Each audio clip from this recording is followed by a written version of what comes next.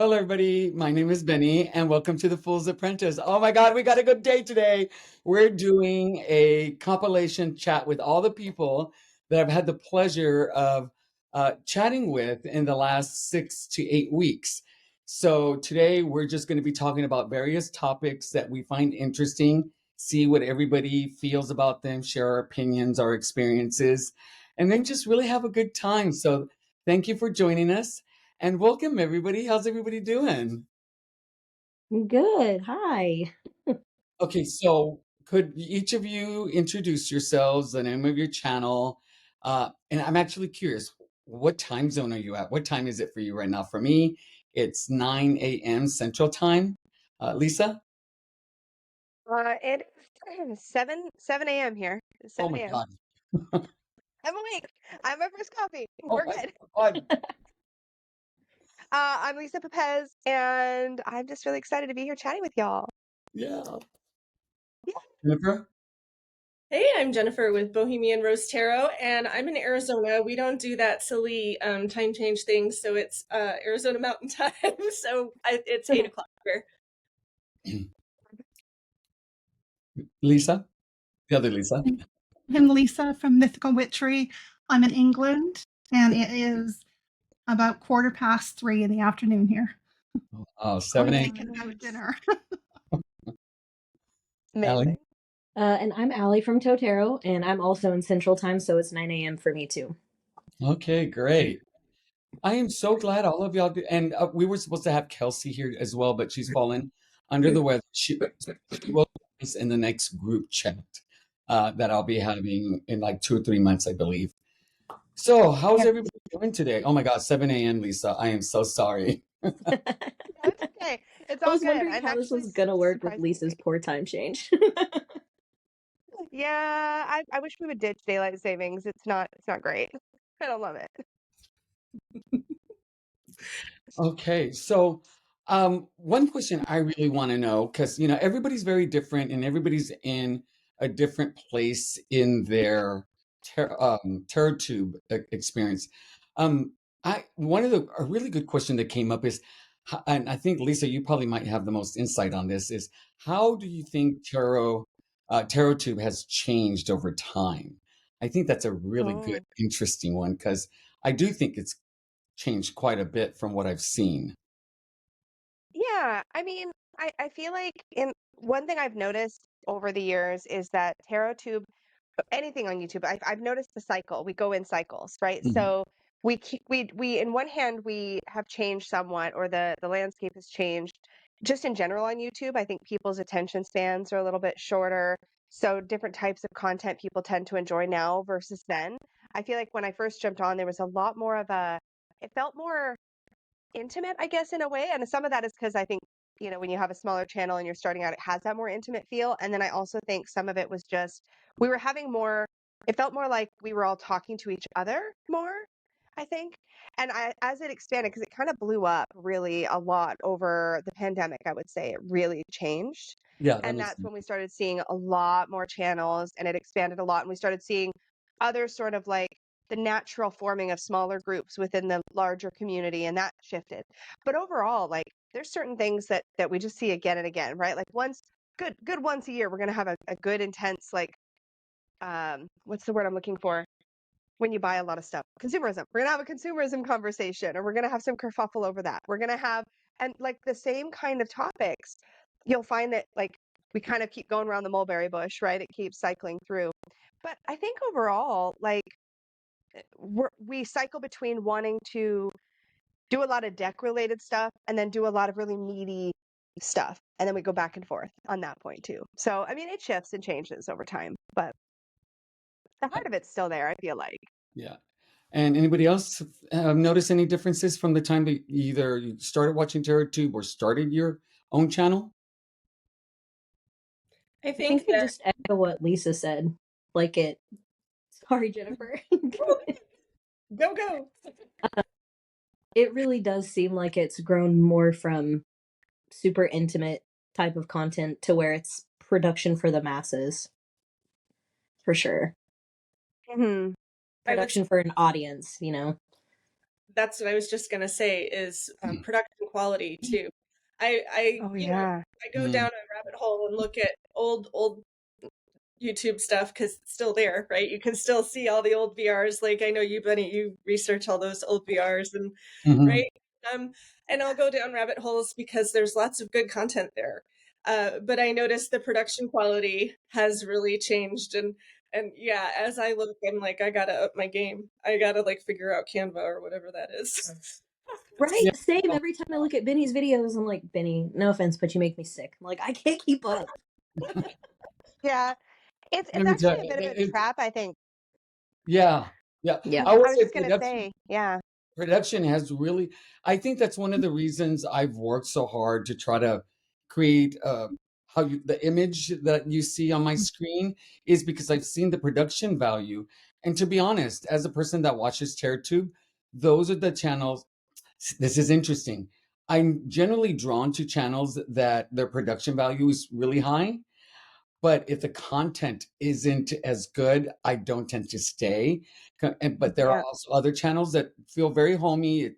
The production value isn't like top notch as someone might think, but the value that they bring to me as a viewer, I'm back and I Yeah. subscribe.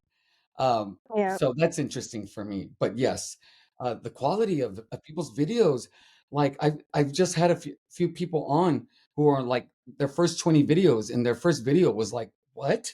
This is your first video?" I mean, it's impressive.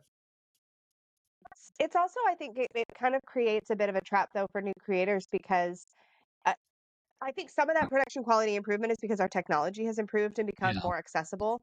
But the flip side of that is, I think it's already difficult and scary to start a channel if you feel like you don't have all the right equipment or all the right stuff. And I feel like the upping of production quality makes more people feel like it's become a sort of digital gatekeeping where people feel like they can't start if they don't have all of this stuff. And like Yeah. I would have never started if I didn't just like I literally filmed my first videos were on my iPad. No, it was like an old Android tablet and it was like 4 years old and I'd flip the thing up, I'd record the video, I would upload it. I didn't edit, I didn't look it back at it. I just put it up on the internet. And I think if I didn't have that stage of being able to just kind of jump in without trying to tick all that, I don't know if I would have ever started. And so the first, like, I just want people to start. Yeah. And Yes, I worry sometimes that that production quality increase is going to lock us out of having some really incredible voices on the platform.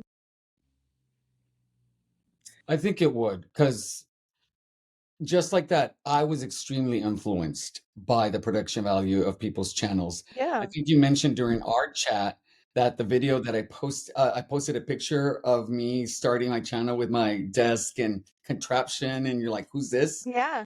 And that was Yeah. because I was directly influenced by other people's channels. So I felt I had to get the right camera and the right lighting and the right microphone. And I researched and researched.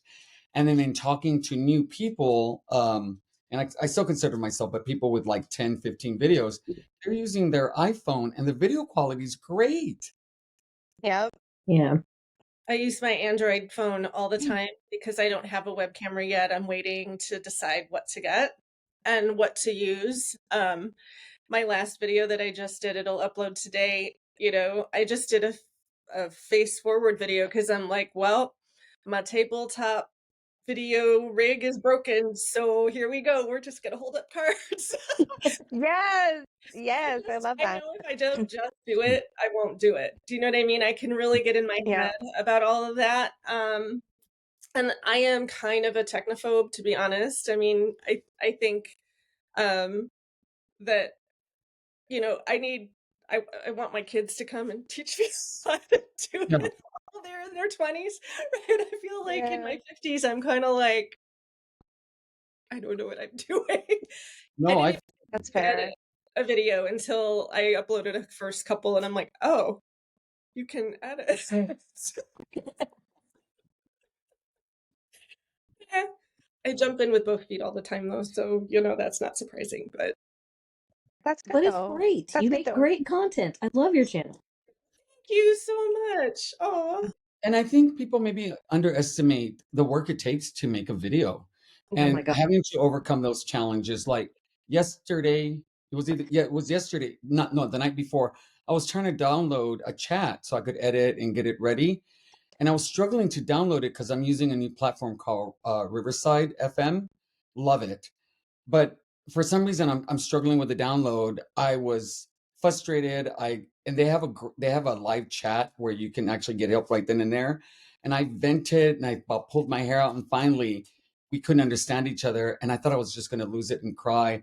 Then I posted on Facebook, Well, technology just makes you want to die sometimes.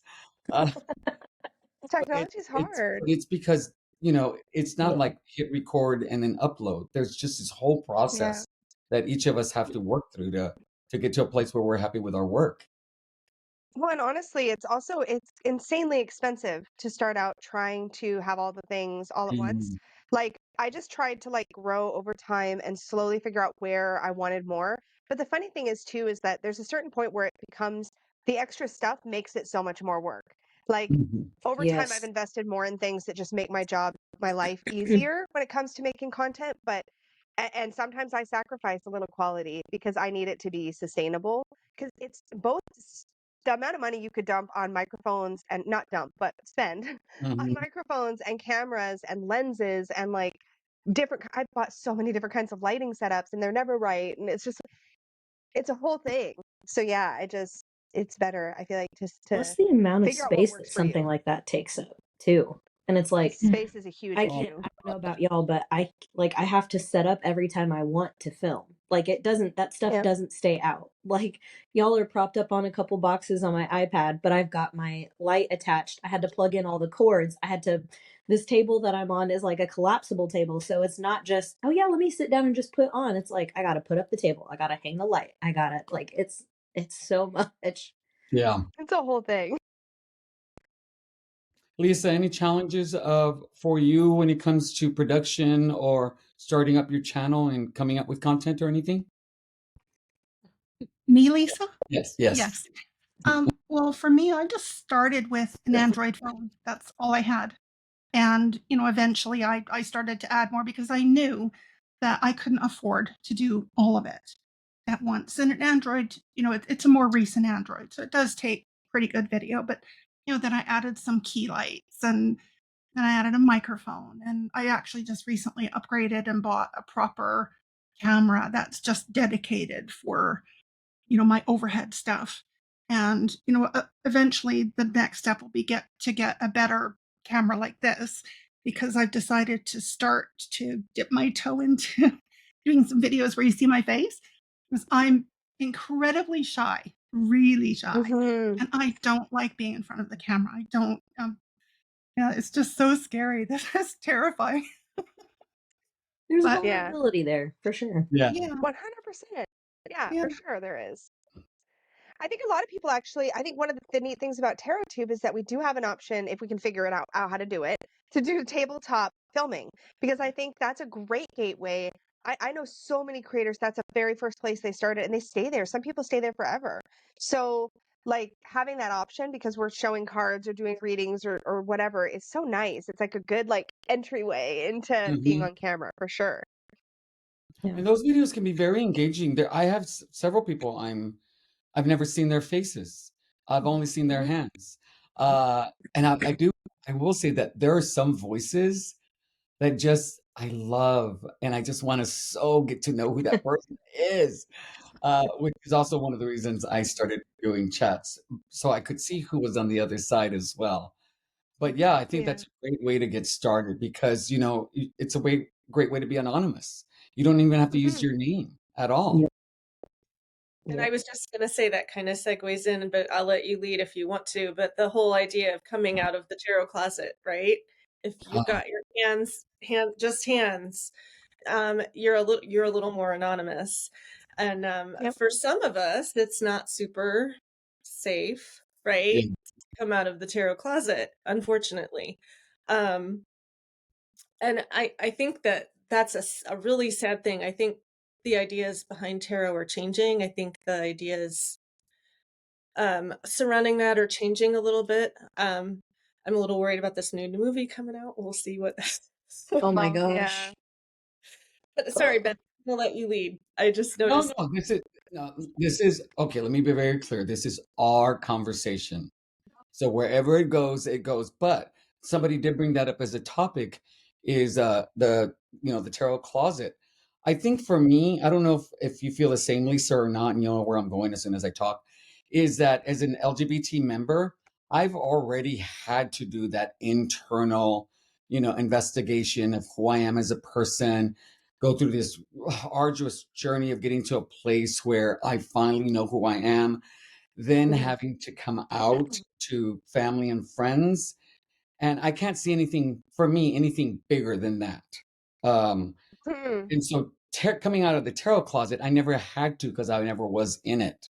And then the thing with like coming out is, as an LGBT member, it is not a one shot experience. I'm continuously coming out throughout my Yeah. I was life, just gonna say that. to my Yep, I was doctor, just gonna say to that. my teacher, to my coworker, wherever I go, one reason or another, I will have to just think, do I disclose or not? And is it safe to disclose or not?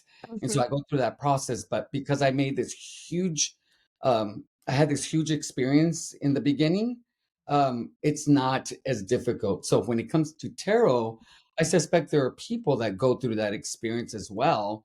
But if you're coming out of the tarot closet, it's just not a one-time experience. No, I think any closet is like that, right? Because unless there's something about it that like you wear it, if you're walking around, carrying a pride flag, okay, cool, cool, cool. People are gonna figure it out, you know what I mean? But otherwise, yeah, you've got to figure it out as you go. I think it's interesting because for me, I kind of I came out as like queer and a witch at the same time with my Mm. family. So that was interesting. And mostly because I just was having a moment with a parent. And so I just like, "Bleh, here it all is. Now deal with it," kind of thing.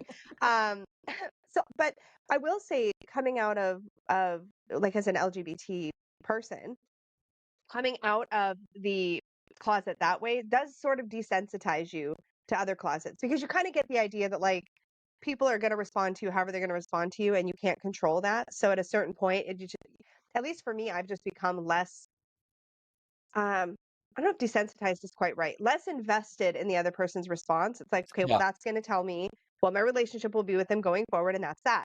But it's so complicated for so many people with Mhm. tarot and with the preconceived ideas about tarot, and depending on where in the world you live, that yeah, there's some people. Tarot is one of those things that I don't feel like I owe that information to everybody in my life anyway. And I live in a very like liberal, always have liberal area.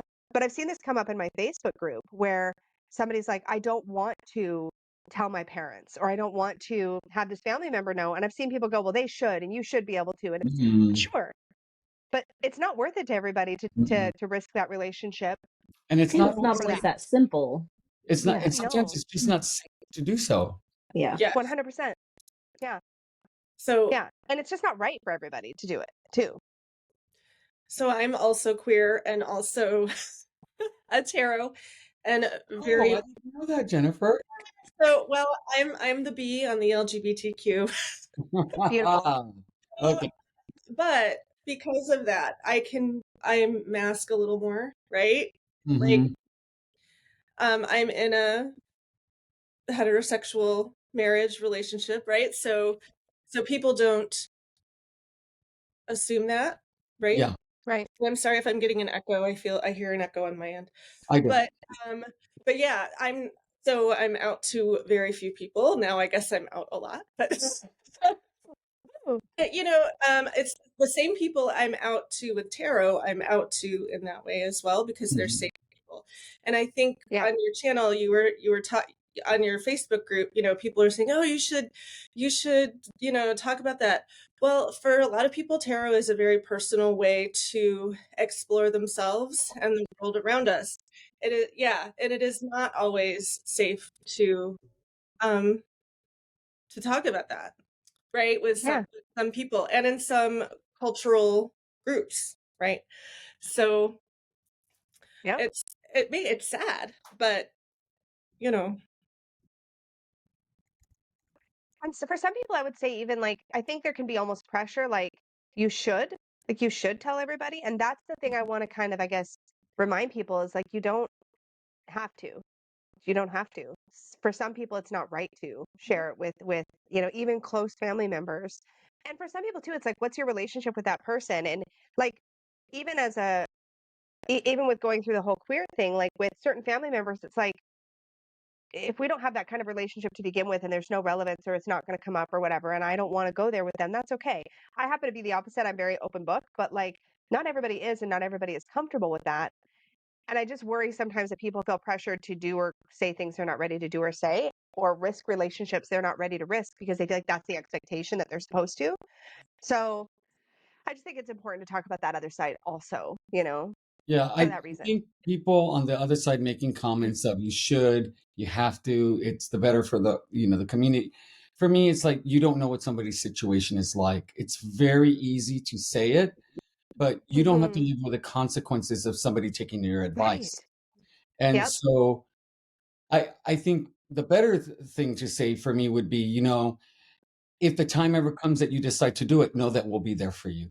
If things don't turn out the way Yes. that you think it's going to turn out, know that you can reach out to us and we'll be there Mhm. for you instead of saying you really should do this. And Mhm. then not be there when things fall apart if they do. So Yep. It's yeah. also okay if Totally. it never happens too. Yes. Like there are people in my life that I'm close to that have no idea. If they walked into my home and saw this room, they would be shocked. It's okay. That doesn't Yep. diminish or change my relationship with those people, but it is a for me thing. And I do share some Yeah. here, but you know, so it's not 100% of my identity either, Mhm. you Yep. know. So I had a situation recently where because of my disability, I find it really difficult to cope with some day-to-day things. And I recently decided to get some cleaners to come in and help me a couple Oh, of that's times a awesome. month. And so the cleaners came in a couple of weeks ago, and they both of them stopped in front of my bookshelf that's filled with tarot decks, and then on my sort of altar area where I've got all my crystals and everything. And they went out and they were chatting amongst themselves. They're Polish, so I couldn't understand what they were saying. And I thought, oh boy. Oh. Well, I ended up getting a text from one of them saying, could you do a tarot reading for me? I was a little bit Tension was worried. totally building while you told the story. I was like, oh no. that had to have made you That's feel amazing. wonderful. Yeah, Yeah. it did. But I don't do too many readings for other people. So That's yeah, fair. I still haven't done it for. I'm not sure I will. That's Yeah, fair. because you never know. Because that's the thing about tarot readings. You never know what's going to come out of that. What if they're unhappy with it? Now they have to come back into your home, or they may not come back into your home. This Right. is why I don't read for coworkers. Like in my muggle job, I have people, they all know. And like I've had one who really wants me to read for her. I've actually had two. But one of them was my boss's wife. I'm like, I am not reading your cards. That is never gonna happen. I will recommend some great readers for you, but like no. So it's always been a boundary because like what if you can make things very uncomfortable very quickly because those can be very intimate conversations. Mhm. And like that's a nope. That's a nope. If we're friends, someday when I'm not working here, sure. Everyone that Yep. asks me for a reading, I always tell them, I'm like, I have no idea how deep this is going to go. Yep. So if if you are sure, because they could show me some things that you would never say out loud, and it will be there for me to see. That will not cause Yep. me to judge you or change anything, or I obviously won't speak on it anywhere, but they can go wherever they want to go. So I don't really know if you want me to read for you. Yeah. I think It's people always a really preference. underestimate the depth of tarot, right? They're like, "Oh, okay, you're gonna tell me like who I'm gonna date or whatever." It's like, no, no, I might be getting into like some really personal things Trauma. because sometimes it'll come up. I'll be like, "Oh, so you're going through a tough time with your relationship," or like, stuff comes up, and like you can't. So disclaimers up front are like a biggie for me too. Like, Yeah. you do know this could go some very personal places, right? Yeah. Even in my paid readings, I say that, right? I just Yep. started using at a little shop in town, and yeah, I have a little disclaimer. I said, "Hey, here's your question. We're going to focus on your question. Sometimes things come up. Just a heads up, right?" Yeah. Like, Yeah. Yeah. um, yeah, Because I think some people who haven't had it, like especially first time, I would people I would think especially at like festivals or someone who's never had a tarot reading. I remember my very first tarot reading and it blew me away. Like Yeah, same. yeah, so it can be a really transformative experience, but if they're not quite ready to hear that transformation stuff, Yeah. it can be rough. Sure. Yeah. On the other hand, too, you always have to talk about, this is all subject to change, right? This is just as Yes. it stands now. If you make a different decision, 100% the reading would be different. Yep. It's not set in stone. So like on one hand, it could go very deep and it could get into things, and yes, it's very valuable and important, but on the other hand, it's just tarot. It's not set in Yep. stone, it's not locked. It changes based on the decisions of yourself and others around you. So Yeah. So, and this is great because this is segueing so beautifully so far. Because the questions that came up for one of our people is predictive tarot, and Mhm. what you think of it. And so, for me, I personally, I'm not in a place. I haven't had an experience that leads me to believe that I can predict the future with the tarot. My cards really, when I do readings, it's more about being mindful. Like if you're asking me about a situation, the cards will give some advice, things to be mindful of, things to keep in mind while whatever is going on happens that can help you make a better decision, or it could clarify a decision. It can get you to be, uh, I tend to do, I get like soft warnings in readings. If you're going to do this, be very mindful because this is what can happen. So it gives a person a heads up of what path they may want to take. But my readings aren't like, oh yeah, this relationship's going to be really bad. Doesn't matter what you do, it's your house is going to burn to the ground. Nothing right. like Next Tuesday you're gonna be left. Yeah. yeah. What Yeah. do y'all feel about predictive tarots? I don't think personally, I don't approach tarot that way as something to predict the future. It can give a possible outcome based on circumstances as they are today, but that can Mhm. change, based on the decision that you make tomorrow, Hmm. based on what the decision of this other person in your life that they make. So, and we all have free will. So I don't see it as a predictive tool. I tend to use tarot more as advice and personal development rather than something to predict the future. I always call it self-therapy. It's like sitting down and figuring out your ish. Funny enough, I don't tend to read predictively. I don't read predictively for clients. That's just because the people don't often understand the future's not set in stone. You are in control of you know what I mean? There's free will, blah, blah, blah, Oh, blah, blah, right? But I will find sometimes when I just throw cards for myself and I don't have a spread in mind and I just start slinging cards on the table. Oh, She said, "Oh, I get a little message in there. Always what I want. Yeah. But I find that it can be, but I'm not super comfortable with that, and I don't do mediumship readings either.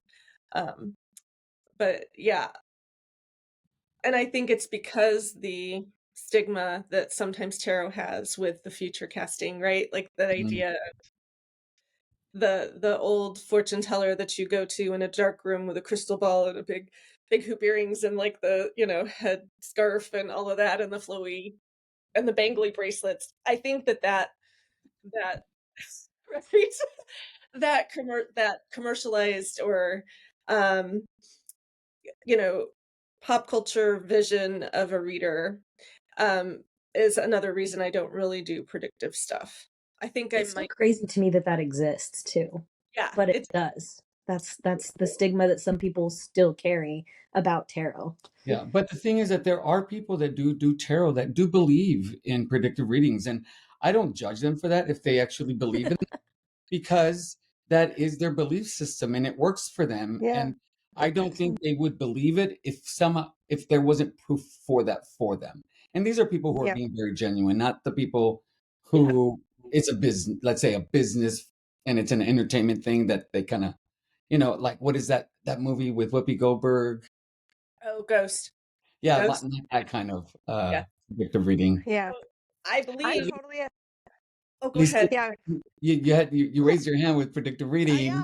I was going to say, like, I think I'm the only one here, but I think what I'm hearing, though, interestingly, is the language around this has changed because to some degree, it sounds like there's an openness to that. For if I'm hearing you all correctly, there's an openness to it, but an understanding that we have free will and that it's open to change. And the thing is like there's always going to be predatory tarot readers out Yeah, I'm there, so glad you right? said that. Yeah, it's and often if you read for the public, you will encounter clients who have had readings by predatory readers, and it's heartbreaking because then you've got to you're kind of in the position of like, no, that's not how it should have gone. Like nobody should tell you your freaking chakra is broken or I've heard some wild stuff. Like people have gotten told some wild stuff because there are predatory um practitioners of any, I think, energetic healing or tarot or anything in that vibe. I feel like maybe everywhere, I don't know, but where they're trying to sell you a package, like I can fix you or I can do this for you if you blah blah Hook you back blah. in. But Yeah.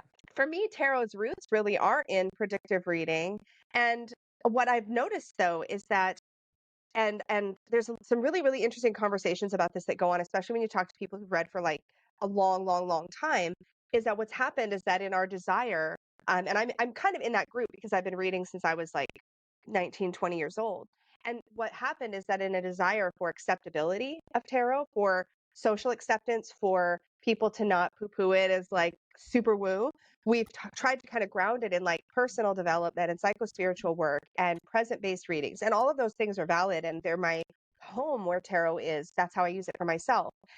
But I 1000% can never quite, even when I've tried, and you can see it, me talk about it and how my own cycle has happened right on TarotTube. My language has changed because I felt like we wanted to validate the practice. So we sort of took the woo piece and put it over here. And that's totally valid. But I've never fully been able to disentangle from it. And I've had too many readings about future-based events to throw it out the window. On the other side, though, there's a heavy kind of pressure and responsibility about reading future-based readings. And the best example, the one example I always give about this and what I'll even tell clients is like, if you come to me and you say, hey, am I going to pass my exam tomorrow? And I say, yeah, you got the sun card, you got the world card, I'm seeing the 6 of wands, looks great. You go home tonight and you don't study when you were going to. And now you failed the test tomorrow. Now I feel responsible for that because I just told you were going to pass your test. So I think that there's the piece there where we can read predictively if that's the practice that you're drawn to, but you can remind the client that like, or the person you're reading for, they're still responsible for continuing to make the choices that are going to ensure that positive future or Right. making the choices that are going to avoid that negative future. But I've never been able to fully disentangle from it. And even with things like even just a daily draw, what's my day going to look like today is technically future casting, right? Yes. But we tell ourselves, well, I don't do that, you know? And I think part of that is just that there is that stigma, that heavy stigma around, what kind of person are you if you believe you can read the future? But I think it's like strands. It's like if you imagine future events, there's these threads that connect that we can kind of pluck and go, oh, okay, that's kind of where that's going. To me, it's not as woo as it sounds. Yeah. No. That does make sense. Yeah, Yeah. I'm wondering if there's Yeah. like a crux between because I'm only going to speak for myself, but like the way that you're actually describing it, Lisa, I guess technically I kind of do too. Now that I say that, I guess I don't not. So, yeah, Well, you're right. well, when we were talking about predictive reading, I had a little moment. I don't know if you saw where I went in the middle of one of you talking. I actually think predictive reading that I shared with Lisa, what you said, it was Lisa, that was like channeling, where I was doing a reading for a friend at work, which Lisa would not do. And I was doing the cards and I got very grounded and I got like swept away in my mind. And I could see my friend on her deathbed, very content, very at peace. I don't remember the question right off the bat. But I said, if you, it had to do with the decisions that she was going to be making. And I literally saw her in her, like, I was there looking at her in her deathbed, very content and happy. She had lived a very full life. And I told her this, but the cards are saying that it's going to be predictive on you making the decisions that are true to you, what you live by, what you believe in. So that Yes. feels like a very predictive reading with that part that you're 1000%. talking about, but you still have Mm-hmm. decisions to get there. So maybe Yeah. we're all a bunch of dirty liars here. I will tell you that About myself. This is the thing, I have because there was that tarot. It was like popular to talk about it as being grounded in the present, but the more I talked about it, I was like, wait. But even when I'm trying to keep it grounded in the present, there's always some aspect of future in there. Yeah. Like I can never fully disconnect it. that is so interesting. I'm gonna have to sit back and listen to this part again because now you're making me question a lot. But I'm sorry. it's very reasonable, though. I mean, it makes a lot of sense. It really does. So I want to be clear. I absolutely believe tarot can predict the future. It has for me in ways that are powerful and sometimes a little frightening, right? So I Scary. Yes. absolutely believe it can. And Benny, you and I have talked. I've had flashes of stuff without cards. So I tend to use the cards to help kind of rein some of that in. Does that make sense? Like Mhm. some Absolutely. glue in Yep. or condense it or like, yeah. So I absolutely believe that it can do predictive readings, but when I do readings for the public, I don't call them predictive readings, right? Stuff Yeah. comes out and people are amazed that stuff comes out or that I know things that I shouldn't know about this relationship, right? Like, Mhm. or whatever, but I don't call them predictive readings because I think as a tarot reader, that keeps me, it goes back to the safety thing. It keeps me safe, Yes. right? Mm. So, You're not taking responsibility for that person's future, right? yeah, and I'm That's not very taking important, I think. responsibility for anyone else but me. I can barely keep Thank myself. you. Yeah. I don't want Yeah. that responsibility. It's still on them. Like you were saying with the test, it's still on them. Yeah.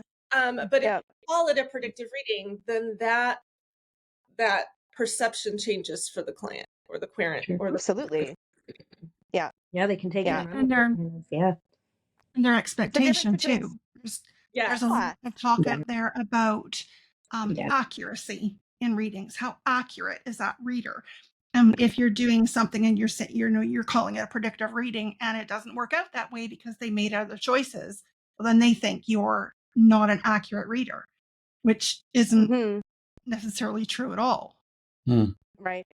There's a lot. I think there's also a lot of like people want just an answer. They don't want to take I mean, just generally, I wouldn't. I mean, if somebody could just give me an answer and I don't have to take responsibility for my own life, that sounds kind of great. I probably wouldn't grow very much, but it sounds nice, you know. Take the pressure off me. But people do come to you and they do just want answers, and I think that's kind of something that I think it sounds like we all do as readers, whether for ourselves or for people we like just personally know or clients or whatever, is we have that responsibility, I guess, as readers to frame the conversation in a way that the client or the person we're reading for leaves empowered to know that their life is in their hands and not Yes. ours. And I think that's important if you're reading for other people, because I've seen so many people come to me who have been disempowered by other practitioners. And so just reminding them, no, this is your life. You're in charge. Even if I say something about you, if it doesn't feel true, you know you better than I know you. And like, you need to lean into that. And that's, I think, something that responsible readers will do for their clients is leave them more empowered, you know? This brought up a thought for me that I actually would like to like flesh out with y'all a little bit. And everybody's opinions is everybody's opinions. Tarot ethics, I think, Mm-hmm. don't get talked enough. At least I don't hear the topic enough. I don't know if I ever really. I don't know if there's a channel I've ever heard really have a video just on tarot ethics. What do y'all think about tarot ethics and like the big things like medical, pregnancy, mental health, all that kind of stuff, legal? Any opinions? Anything that you live by? I think especially I do work in the medical community. I'm a nurse. I'm one of those people that is 1,000%. Again, I can read the energy of a situation, but I would not diagnose. I would not attempt to figure out what it is. that not only is that like legally not in my scope, but Mm. that's not, I can't. I have no way of knowing that. So trying to go down that road is just horrible. Same thing with legal. I'm not a lawyer. I have no idea. I'm, you know, I absolutely not. Those things in my opinion have got to be totally separate. Like I can't delve into those things because Mhm. it's again, it's that accountability that those people could potentially hold you to, like, well, you read and you said that I was pregnant, but it turns out that I wasn't. Or whatever the case may be, like that's just such a sacred thing to people, that it's just absolutely never. Yeah. I don't read for legal questions. I don't read for health questions. I'm not a lawyer, I'm not a doctor, and I don't read for third-party questions. Oh, I like that third-party question. Yeah. That's another big one. Yeah. Yeah. Oh, honey, I'm so sorry you want to know if he's cheating or what he's doing. Go ask him. And if you think he is, well, there's something It there, may right? be. Yeah. Yeah, we can delve into your issues around this, but he's not at this table, and I'm not going to tap into his energy because I feel there's a karmic price for that I don't want to pay. Do you know what I mean? So sometimes even love readings is a little tricky, and I always phrase it very, very carefully. And a lot of times, sometimes the energy of the other person in a love reading will come out on the table.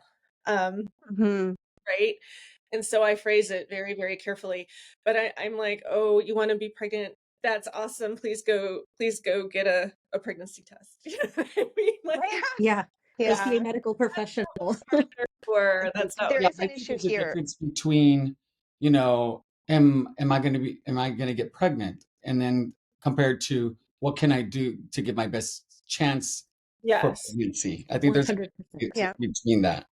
Yeah. You can Absolutely. always redirect. There's another way to get to the heart of the issue without literally black and white. 100%. Yes, no, here it is. Like there's, Yeah. yeah. I will say too, I think some of this conversation has changed a lot because there's so many more distance readings that were being done. If you ever like, I've only done this like I would say gosh, compared to how many readings I've given, like for strangers, in-person readings have a totally different vibe, right? Some of them they will just like if you're sitting at a table at like a Bless shop, you. you're gonna get asked, "Is he cheating on me?" Shoot, Mhm. is he cheating on me? Blah blah blah blah blah. There's certain questions. I think the thing that we don't talk about enough, there's the ethical piece, but there's also the legal piece. In most places, it's not, you're not legally allowed to give financial, medical, or legal advice. So if somebody, I get lots of questions about buying houses, selling houses, that kind of thing. There's certain kinds of like financial advice that a licensed financial advisor would have to give you. So like reframing is, I think, really important, and learning how to skillfully reframe a question so that you can still serve that client. Most of the time, I feel like you can, as long as you remind the client you're there to read the energy and emotion and internal processing of a situation and not the specific outcome or whatever of a situation, it really helps. It's like I can guide you towards the outcome you're looking for by looking at like the energy and the internal processing needed. But I'm not gonna tell you if it's like, even when I read for clients on house flipping or selling houses and buying houses, for example, I'd be like, this house looks like it's going to be a really good fit for you. Make sure you're taking care of your practical concerns. Like make sure it's right for you financially. Make sure you're taking care of yourself in this way. And I do the same thing for medical. Make sure you're taking care of yourself, by seeing the people you need to see to support you. But here's the energy around what you're going through. Because I do think there was an interesting talk I got to see at the Northwest Tarot Symposium by Benabel Wen, actually, where she was talking about answering medical questions, and like there's the legal implications, but then there's also how do you serve those people? Because if people are coming to a tarot reader to ask about a medical condition, they're probably already feeling pretty helpless and like they've already gone to all their medical routes. So how can you support that person without overextending yourself into a place you shouldn't be? You know what I mean? So Yeah. it's interesting to consider how to serve these people if you want to, without overstepping your own ethics or like legal stuff. Yeah, and one of a big thing for me is that when it comes to those areas, the consequences are can be very dire. And so Absolutely. you don't, that's one of the reasons that for me, those kinds of questions are a no, because, Hmm. um, like at the end of it, I get to go to bed. Somebody can go to prison, someone could die, a relationship could end. I mean, so, and then, they could take legal action if they choose to, especially if you're a professional reader. But an interesting thing is, and just what you think, if you are a nurse and you do a medical reading, or if you're a mental health professional and do a mental health reading, or if you are an attorney and you do a legal reading, what do you think about that? It's kind of like more what Lisa said. Hello, excuse me. It's just like Lisa said, the first words out of my mouth if you ask me a question like that is, well, have you sought your medical professionals? And then if they say no, it's like, okay, well, that's going to be a great place to start because I am not that. But then we can go into how can you support yourself through this situation, right? Like how can you best take care of yourself to increase your odds or increase your ability to deal with what you have going on. Yep. And it's just that it is that redirection that you're talking about. It's more that emotional support, the choices that you can show them to make, as in, first see the people that are qualified, but also perhaps like Three of Cups, reach out to those people that are around you, discuss it with them, bounce ideas off of them, allow them to help take care of you, reach out if you're feeling weak, if you struggle. That's, again, it's not giving direct advice, but it is giving support through that. And that to me feels way better. But you really do, sometimes you have to lay it down. I'm sure, especially you, Lisa, like having an actual business, like I'm sure you still get people that are coming back and they're like, well, I hear you say that, but no, I want answers. And you're like, I hello? No. It helps to be really, really clear up front. This is what I can do for you. And I learned this as a yoga teacher too, because people would come to you with medical stuff and you're like, I'm a yoga teacher. I'm not a doctor. So here's what I can do for you. And then I just bring it back to that. Like, and I think I'll start off those questions right from jump. And with paid readings, especially distance ones, if I get a question that I'm like, I'm not sure we're on the same page, I'll reach out to that client and say, hey, this is what you're asking. This is what I can answer for you. Like, is that okay with you? Or do you want like a refund? Like, are we going to go Sure. ahead with this or not? So I set that boundary up front, which really helps. Some people are insistent. They'll try to drag it back. They'll try to like eke out your boundaries. So you have to, I think, as a reader, especially if you're reading live or in person, be prepared to be really like, this is my line and I'm not crossing it, even if they push, because some Yeah. people will push for Yeah. sure. Yeah. I just want to go back a little bit because it's on my mind. The predictive readers and those readers that are on YouTube that aren't really within our kind of tarot tube. I think tarot tube really are like our channels, and then there are the other channels that do predictive readings on tarot that have 200,000 followers or 300,000 followers. It's wild. I know. Well, why do you think that is that people tend to gravitate to those kind of readers compared to like our kind of channels that really provide information, talk about tarot cards, how you can use them? I think they just want answers.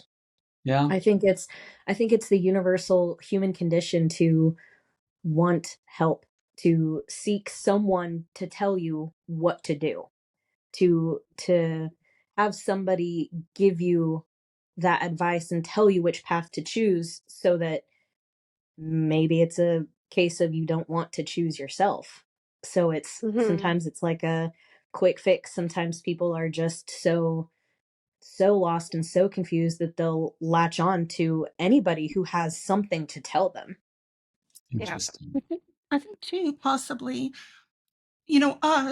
our channels attract largely tarot readers, other readers. Whereas those channels, it's not just tarot readers that are going there. It's the general public. It's the people that come to us and say, I want a reading. So, the audience is much, much bigger and attracts a much wider range of people. So then my Absolutely. follow-up question is, to why do each of you tend to do the type of videos that we're doing compared to predictive readings where you can get bigger market? Like what draws you to doing the kind of videos that you're doing, which generally has a smaller audience? I've I thought think about doing some of those. Sorry, go ahead. no, no. Oh, I was just gonna say, I think it really like I've tried both. I tried to create a little readings channel because that was fun for a bit. Like it was really fun. So it still exists. It's out there, but I did just readings on a channel for a bit. But I think what people want in those circumstances, or at least these really popular channels, it seems like what people are seeking more so than answers. I think what I feel like is happening is that it's more validation. People want validation. I don't know if you've ever gone through an experience where, like, for example, you've discovered you were in an abusive relationship, like psychologically or whatever, like you were in a bad situation. It's really common, I think, to kind of go down a rabbit hole of like watching videos that confirm that this was not a good person, watching anything that reminds you that this is what it was. And that can become kind of like addictive, I think, sometimes. So there's that piece in there also. But for making content despite the smaller, I think, well, I don't know. I feel like I just wanted to talk about passion with other people that shared that passion.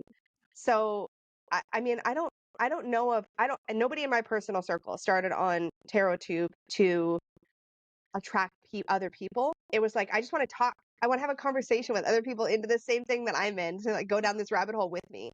I think that was the appeal. And then wherever it goes, it goes. But like that wasn't the intention. Jennifer, you were going to say?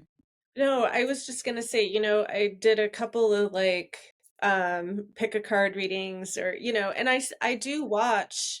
There are a few Instagram channels that I follow. Like I follow Teresa Reed because I learn a lot from her when she draws the cards and talks about them for each of the zodiac signs, right? I learn a lot about the Mm-hmm. cards. That was a way for me to study.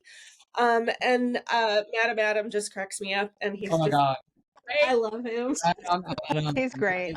He just He is lays it out cutthroat. right at cutthroat, but it's fun to see, right? It's fun to see how other readers read, because on our channels we don't necessarily get that. So sometimes it's nice to see how other readers read. And so I find the channels though that I follow are mostly Instagram in that regard. And I've watched a few of those YouTube videos too, but again, for me as a learning tool to see how other people put the story together of the cards. And I find that Mm-hmm. very, very valuable. Yeah. Uh, and so, but I understand that the audience is very different, right? So Yeah. Yeah. Madam Adam's the first like reader that I have followed. First and foremost, initially was because of his energy. I just crack up with him. He puts a smile on my face. But as I started to watch, he was like a tutor to me. Uh, hmm all of a sudden, he pulled that card out, and he'd be talking about it. I'm like, yeah, I see that in the card. I see that. He validates things I've already learned, but also gives me new insight, a new lens to a card. Then he connects it to the next card, and all of a sudden, I can see the connection. And it's really interesting. Sometimes I see the flow. Sometimes I see three distinct stories that can work together. Um, I don't always agree, but it's his reading. So that's another thing that I like. And they're short and sweet. So I don't have to sit there for 20 minutes, as he does a reading for me to see how it's all going to come out. But yeah, I think they can be great learning tools, but I don't find most of them interesting to me. Mm-hmm. I posted a couple different, like way back when I used to post, way back when, like a year ago. Um, I used to post like little readings every Sunday. Like I would lay out my little tarot mat or my little divination book, whatever, and I would lay like tiles and cards out, and I would do a weekly reading. They got no views. Not that that's necessarily why I'm doing what I do, but even when I posted readings, they flopped. Like there wasn't engagement on them.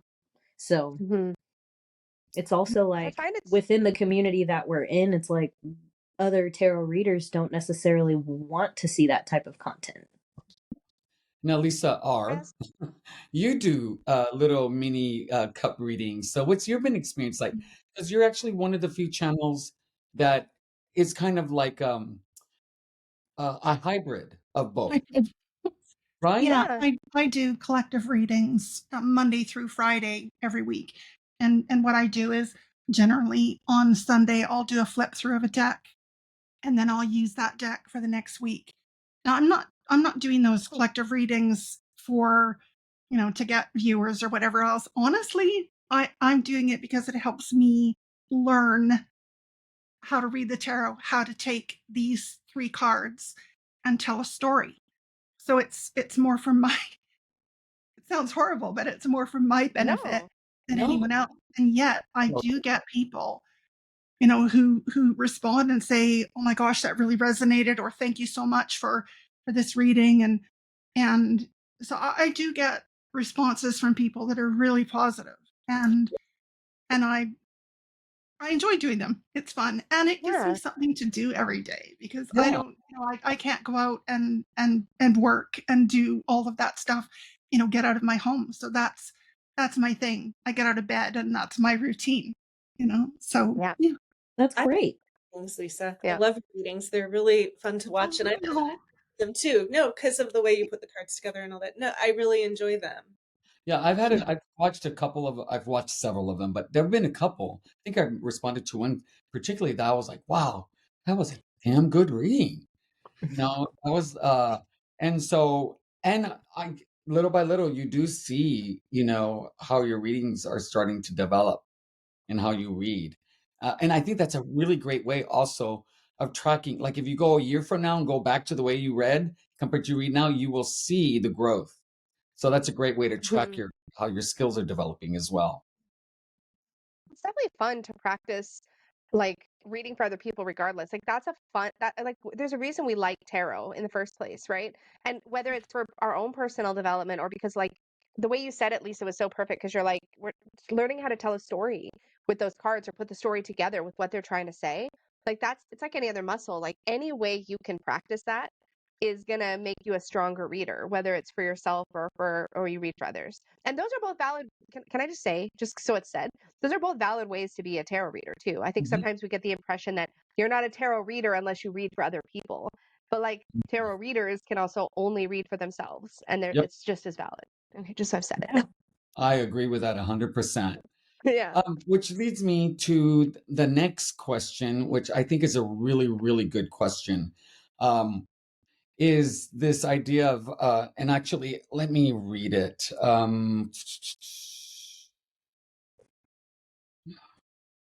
Okay, how do you come up with ideas that don't seem like you're copying others, uh, even if it matters to be unique? So, like this thing of how do I create something that doesn't feel like I'm copying somebody? Because there are so many ideas to be done, and so it's kind of like trying to find a twist to it. So, for me, hashtag Saturdays is a play on all these hashtags because I love them, but I was like, okay, how do I make this my own? Hashtag Saturday. The tarot chats, that's brand new. I haven't really seen that on tarot. So I was able to create something. But like Lisa, ours weekly ones, I really like that idea of doing it on a Sunday and then doing readings through the week. But let's say I want to do that too. How do I make that my own? How do I take something that I like that somebody's doing and incorporate it into my style? And really, a lot of people do a lot of the similar stuff, like perfect pairs. I've seen so many variations of perfect pairs. So, what suggestions do you have, or what have you seen that you liked that you were able to incorporate into your channel? Anybody? I love the hashtag Saturdays. I love them. And after you started to do them, I thought, I wish I'd thought of that. I wish that, because that would be so great. That part of me thought, well, I don't want to, be copying Benny, but does it really matter? Like we're all so different, and I'm going to attract totally different viewers than Lisa is going to attract, or Benny, or any of you. Our audience, of course we're going to have people that watch all of us or combinations, but we're also something about us will attract different people anyway. So it really probably doesn't matter that much. Just like doing flip throughs. Maybe 100 people have already done a flip through of the deck that I just did today, which is World of Hilda. But it doesn't matter because there will be people who see it for the very first time on my channel. So that's okay. Yes. Yeah. Yes. It's kind of funny because when I first came on TerraTube, like the walkthroughs and flip throughs were like the main thing most people were doing.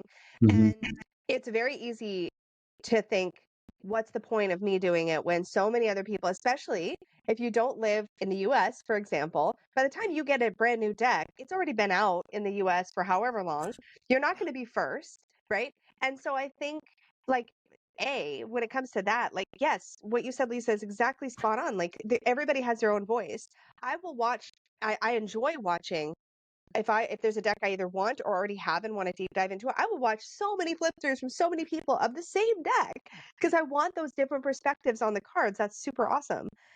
I think when it comes to the concerns about copying, I think that comes from a place of there's different ways to copy, I guess. There's ways that are I don't want to bother trying to figure out my own stuff, so I'm just going to do whatever the most popular person seems to be doing, and that's a very inauthentic thing to do.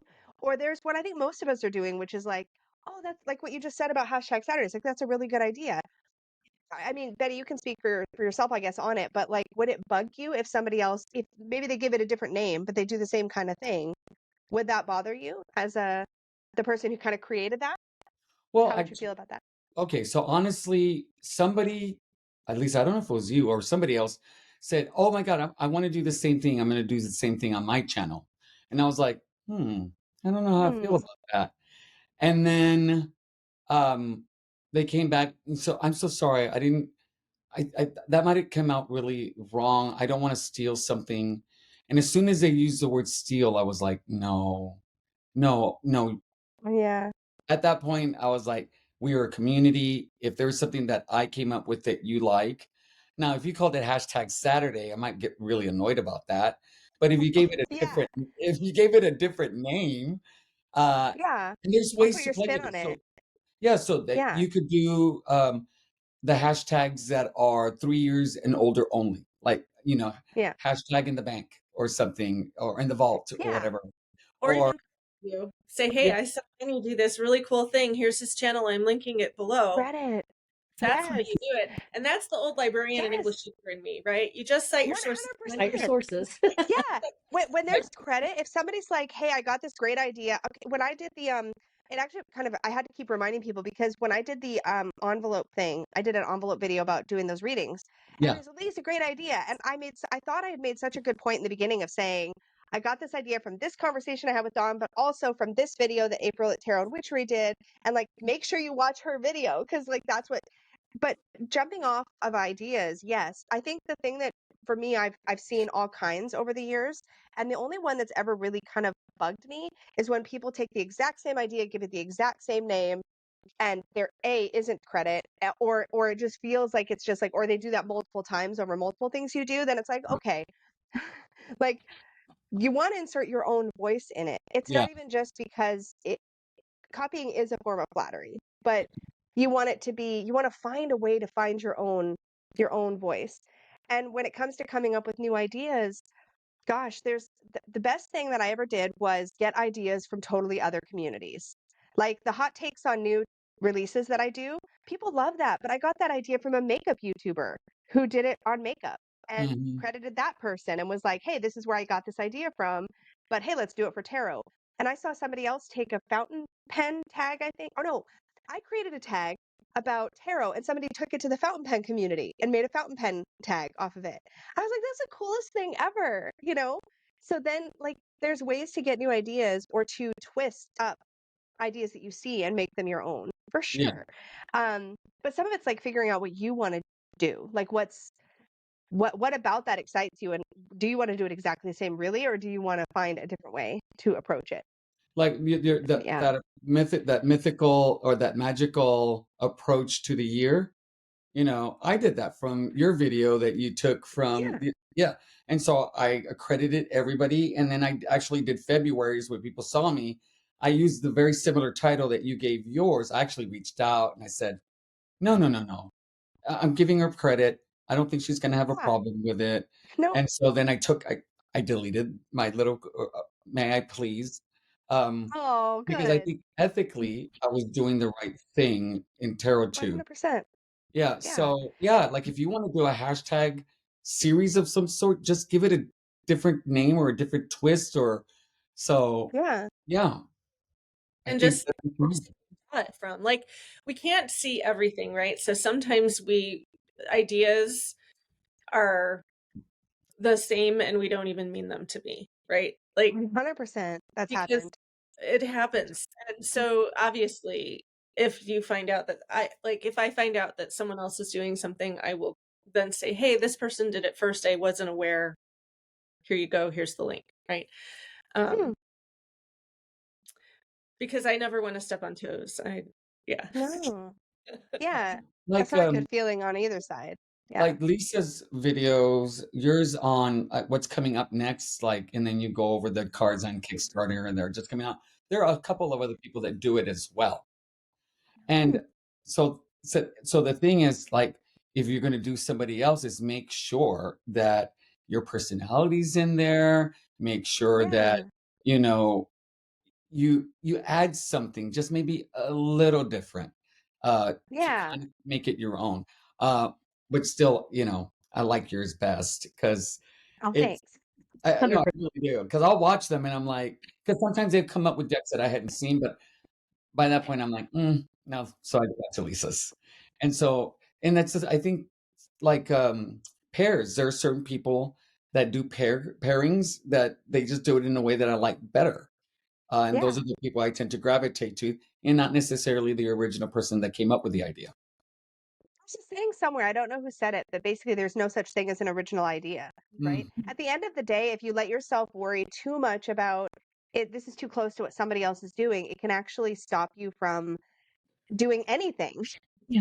Yeah. It's like at some point you got to just go, you know what, I'm going to do my thing. If I know other people are doing it, yeah, give credit for sure. But like if you don't, we had this happen. When was it? Oh yeah, Dawn and I, we started our Tarot in Practice series, and another Tarot tuber had apparently had a series called Tarot in Practice, but it was something else entirely. We just shared the same name, and some people got really upset about it. And at the end of the day, like, we're going to end up calling things the same thing, or we're going to have a similar idea. And I think the important thing to remember in general is that we all do our best to be respectful, and outside of that, like, I mean, There's only so much we're you can going to do. come around the same ideas over and over again. Right. Like, that's what we're going to do because it's a limited topic. So to some degree, originality is a hard thing to always accomplish. Yeah. Yeah. It's like a walkthrough. It's like 10 walkthroughs. They're going to be similar, but they're also going to be different. Yes. Yeah. Yes. And I'm not going to do a walk. I'm going to do a walk. I'm not going to do a walkthrough of a deck that has 10 of them already if I really want to do this Yeah. walk. So it's the same Heck thing yeah. with ideas. And also, I think what will happen is, let's say you do something like #Saturday, your personality and the way you do things, it'll start to evolve into its own thing. Yeah. Yeah, Yeah. totally. There are decks that Lisa's done walkthroughs of, or like deep dives, that it may be a deck that I've even had for a couple years and one that she's had for a couple years. But I sit there and I put my deck in order and I go through it with her and I'm like, I never noticed that. I What? love that. I I love love that. that. I love that kind of stuff. There's always something different, even if it's not something new. Yeah. Yeah.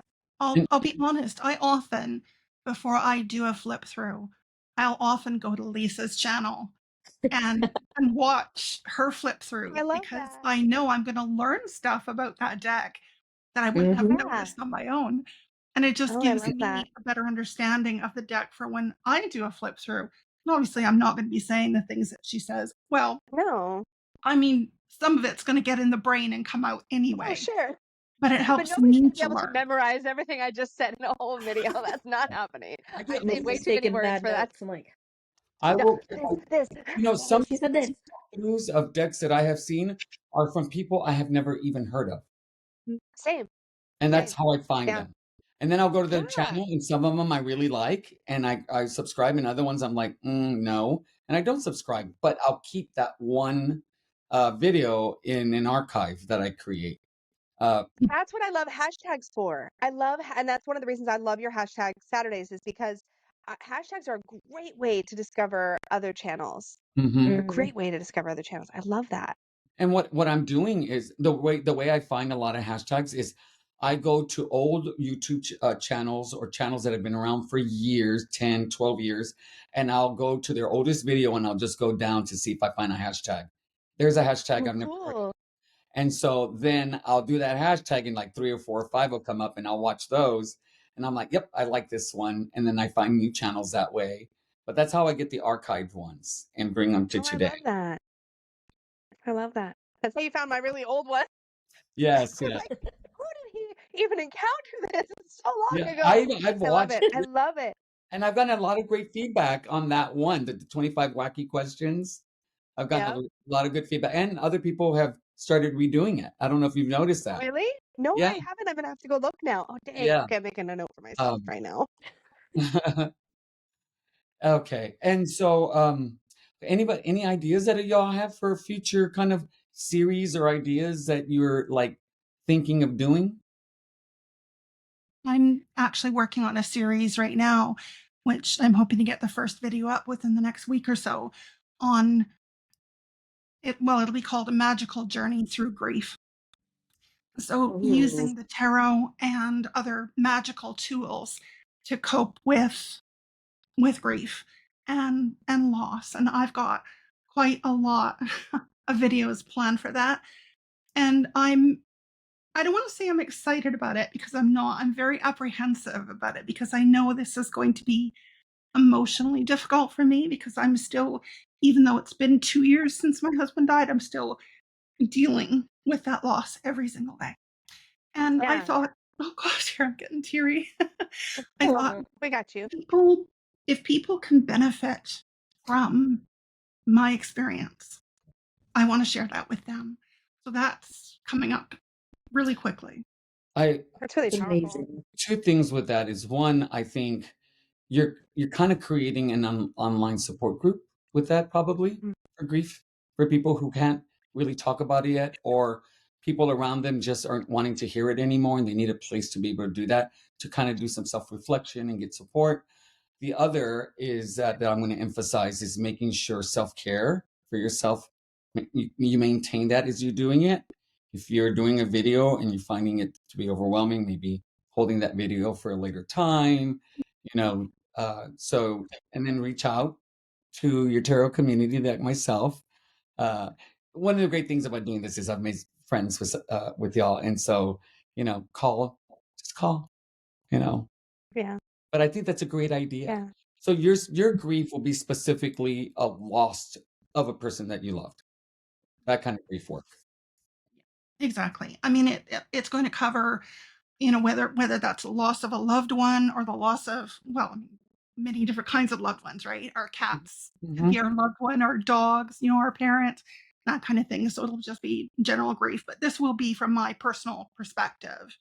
And I'm not a counselor. I'm not I don't have any qualifications, so I'm not telling people how to cope with grief. I'm just sharing my personal journey and how I use the tarot to cope and how I use, different magical things and rituals and journaling and that kind of thing. So I think that's I think great. that kind of thing is, it's really powerful. Yeah. There was, I remember there was somebody in our community who had experienced a loss who's shared quite a bit about that loss. And it ended up being, I think, a really powerful thing for people to watch. And I think that anytime you create content where somebody can feel seen and held or validated in their experience, it can be really, that's the kind of thing that can have such a lasting impact that just know that even like as long as it's feeling good for you to create that content, that's the kind of content. What do they call it? I heard a term somewhere. Evergreen. Evergreen content is like stuff that people can come back to at any point and get benefit from. And like that's what that is. That will be a thing that has value years and years and years from now. And I will say that you Yeah. doing this will also provide you an opportunity to, go through your grief as well and heal. Mm-hmm. It has a potential of doing that. I think that has the potential to be very impactful. It also will help kind of normalize grief, because here in the United States, grief and death is a topic to be avoided. It's not Yeah. embraced or talked of. It's Mm-mm. And that changed about 100 years ago. Where when someone died, the whole community, the family would come in. There would be wakes that would be a week long. The person would be within the home. That's where they would have the service.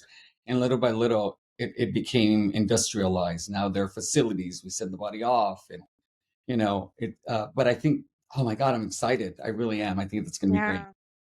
I think that will be really great content, but just like Benny said, just be gentle with yourself through it though. Don't Yeah. don't don't sacrifice your own feelings or put yourself in a position where you might not feel the greatest just Yeah. to put content out for people, even if your Yes. intention may be to help people. Like be cognizant of how you're going through it. Oh, and Lisa, Mhm. Lisa Lopez gave me great advice as well, because I'm considering doing a video that's would be parallel to that. Is do uh what is it, Lisa, where you kind of monitor the comments on what people say? Oh, yeah, you can set up boundaries for yourself around comments. Like if you're concerned people are going to be say something inappropriate, or if there's a certain word you want to avoid, you want to be able to check that comment before it gets posted. YouTube does have a thing in the back end where you can add words to a filter. And all that will do is throw those comments into a place where you can review them if you want. So like, for example, I know I've had creators I've talked to, and I filtered out words that I'm like, this is a comment somebody might make if they're just trying to be hurtful. So I'm going to put that comment in that filter so that I can decide if I want to deal with it or not. So if you need help finding that feature or anything, just reach out. Thank you. Anybody else have any ideas coming up? Mine is super frivolous, but Oh my gosh. Sure. Landed like Frivolous is that. valid. no, but it is. But so I've been trying to do this musical tarot thing, and it's not taking off the way I want. But that's okay, right? I'm still enjoying it. It's a lot of work. I don't, yeah. Creating a playlist for each tarot card in the deck, finding a musical. So that's been kind of on the back burner. I started it and I need to get back to it because I promised people I was going to have one out, and now it's been a little bit. So, It's a great idea. It's really cool. Like thank that's kind of you. what I tried to do with my tag about music. It was a Yeah, little bit different, but it was like, particular decks that make me think of particular songs, but it's really hard because you can't play the song.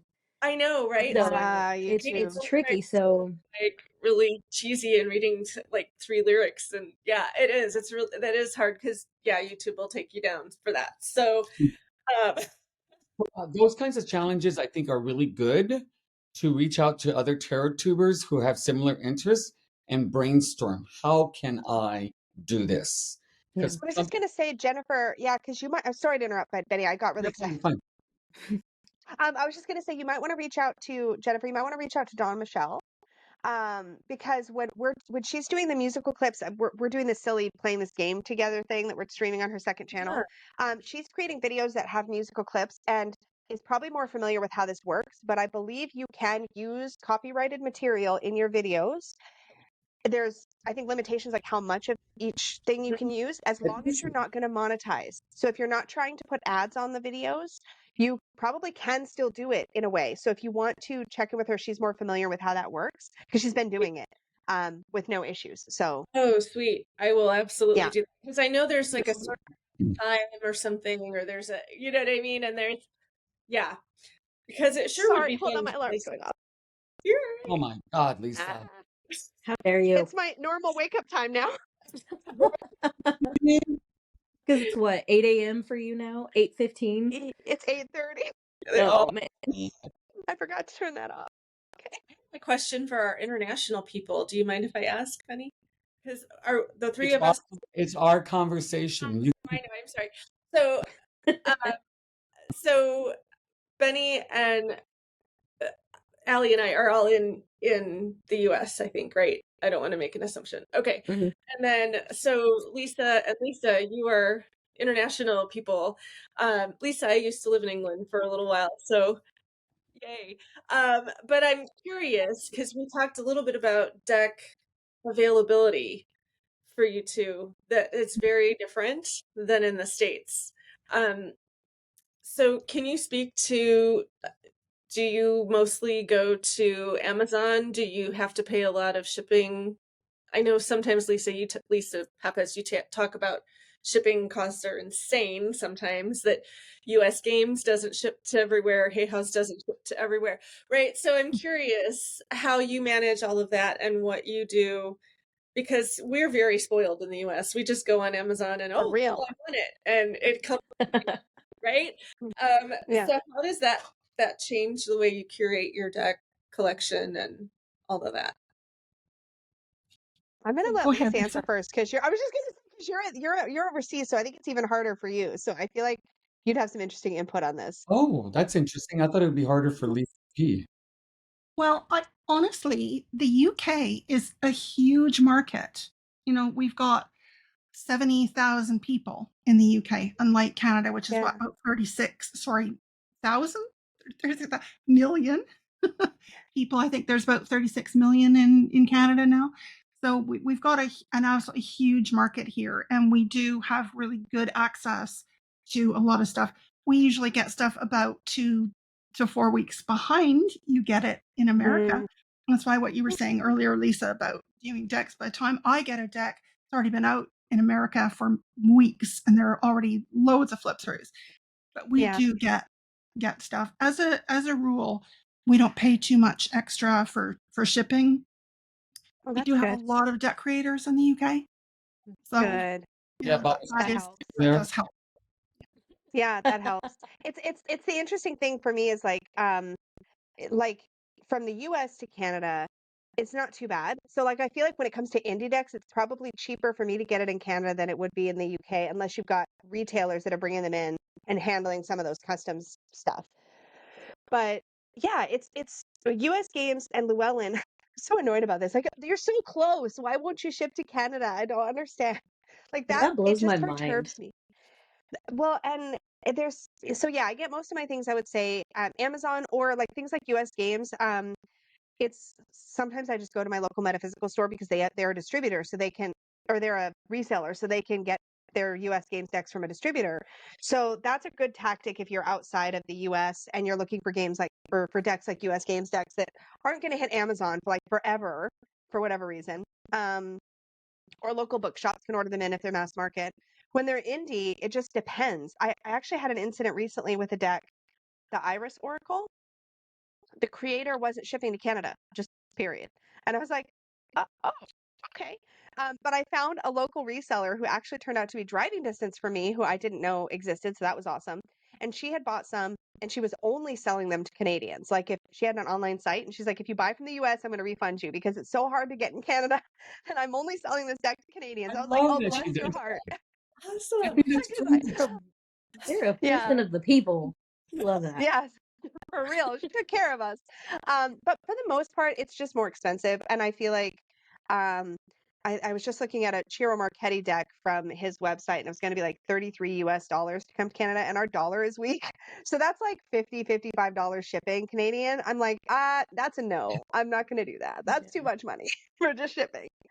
Um, So I have a question then. How much is too much for shipping or a deck for you?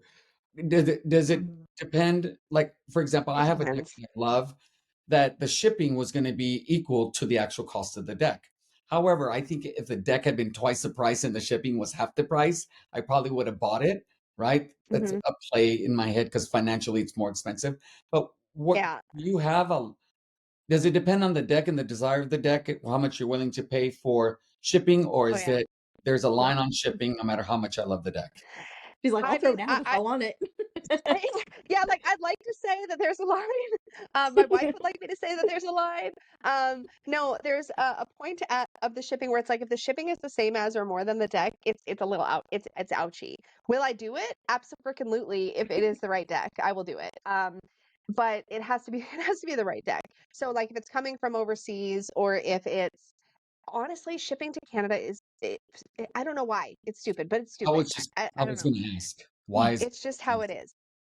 Yeah, it's just how it is.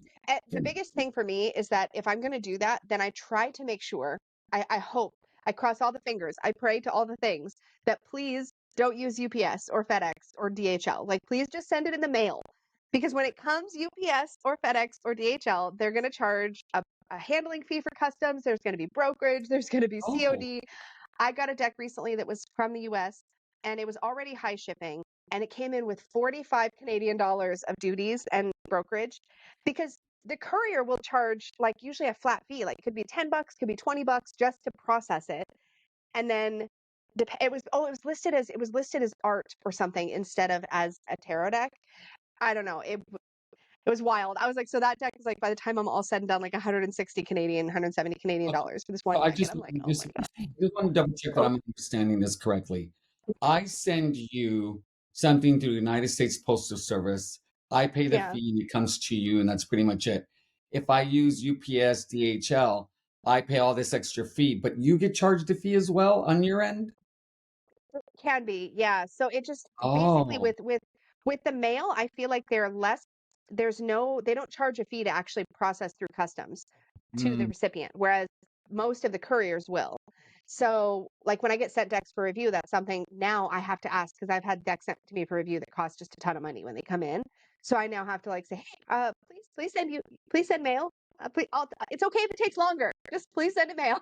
okay. Um, but yeah, I think some couriers, they have their own profit they want to make, so they charge a fee just for Got it. processing it through customs, and that usually hits the recipient unless it's set up properly at the front end to prepay all that. But again, that's stupid. Don't prepay that. That's so Like, just send it unfair mail. because, like, Dude. if I send it, I'm not going to know that you're going to get an extra fee. You wouldn't know. You wouldn't know. And I've never been upset at somebody for sending something and then it, like, never. But What like, a yeah, you disservice. can't possibly know. Yeah.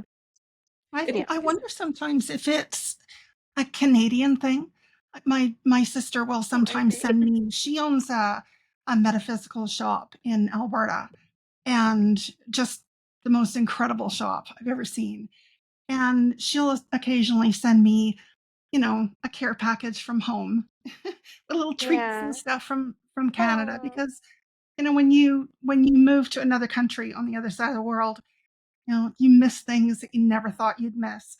So she'll send Mm-hmm. me a package, but she's got to be careful to keep that package within, 2 kilograms or less. And even then, it costs her an absolute fortune to send Oh, it to shipping me. out of Canada. Shipping out of Canada is really bad. In fact, I'm not shipping any of my stuff from Canada if I can avoid it, because it's just ridiculous. Like, it'll cost me like I can actually pay a company to take a package to the US and ship it from there, and it still costs way less than shipping it direct from Canada, which is, yeah, it was a whole logistical thing with my deck. I'm like, nope, not shipping from Canada, not doing that to people. No, thank Yes. you. Yeah. And that's so sad too, because like, can we talk about ketchup chips? Yeah, I want ketchup chips. I I hate miss ketchup them. chips. One thing I really Actually, I miss don't know. though, Hawkins cheesies. Oh, Oh, I'm the sorry. opposite. I love I those. miss US Twinkies. Whenever anybody comes to see me, they always bring Twinkies. And if they don't bring, I'll ask, please bring Twinkies. I don't know what it is about US Twinkies, more plastic or something. I don't know. They're really good. Um, Something and that's what else do I miss? something that's unique And there's from Texas is Big Red. When what's people Big who Red? join the military go off into the world for boot camp and stuff, and Big Red is a big shipping thing that people like. When I left, I had to have Big Red shipped to me. When my brother joined the military, I had to ship Big Red. It's a soda to them. Oh, It's a soda. Here in oh, Texas. It tastes like I describe it. It's a hard thing to describe, but it feels like cotton candy from a carnival. That's what it tastes like. huh, Yeah, okay. yeah. You'd have to have it So to know. it's the thing people miss, right? Yeah, It's like, but when yeah. you come from a country like Canada, a $5 bag of something is $30. Timbits. You just It's described another our thing. exchange rate perfectly. Thank you for that. Yeah. Up here, I don't know, our dollar's terrible, but yeah, yeah. Does it matter what it's called? Like, if it's a book, is it cheaper? Like, I know in the US, shipping a book is actually cheaper if you say it's a book than shipping something else. So we Yeah. don't have media mail. I We did don't have not media mail in know Canada. that. So if there's a book Yeah, in your tarot media You deck, mail. don't have it? it used to be. Now I don't know if What? it's true anymore. I don't know if that's true anymore, but there used to be a different shipping rate for books than for other I'm things. Yeah, in the US that you up. can do, I think if it's under a kilogram, you can do flat rate media mail for like $10 or something. It doesn't exist up here. We don't no. But it does matter, like for customs and stuff, like books and decks. Like I always, when I ship anything out, I always mark it playing card deck. It's simple, it's clear, it's effectively what it is. And I haven't heard anybody have a problem with that, but yeah, I've gotten stuff labeled all kinds of things. Collectibles are going to get you in trouble. Mhm. Yeah. Certain And things, art. games Yeah. sometimes. Mhm. Yeah. Okay. So another question that came up, that, God, there are so many good ones. So going, how do you think, this is a hard question. I think, except for Lisa, is everybody under 2 years on their channels? I might be like right at, but I Okay. think So, something like that. Lisa, we need some advice. Oh, okay. She's like, oh. I'm trying organically if somebody's setting up a tarot channel. Because really, unless you get found and you're I mean, like for me, growing has been slow. Then I hit a Mm, spurt and it's slow again for other people who've been longer than me, are still much smaller than me. How do you mhm. think growing your channel kind of, what could people do? The biggest thing that you can do if you want to grow is engage with the community, engage with your own audience. Um, if you want to be found, people have YouTube isn't going to do a good job of serving your content to other people. So that means that if you want to build that community around your own space, then honestly, the best thing is to be active in other people's spaces. Um, and not in a, come follow me way, because obviously those get filtered out by YouTube 90% of the time anyways. If you but if you go to other, like, just be active. Like what you're doing, Benny, like these community chats are honestly a great way to grow. VRs, collaborations, anything that connects you with the rest of the community in an active, like genuine, engaged way will help people find you. Like, and just, yeah, creating hashtag. It's all engagement. It's all Yeah, just like being with other people. I've watched people get very frustrated about lack of growth, but then they kind of stay over here in their own little corner, and it's just hard for people to find you that way.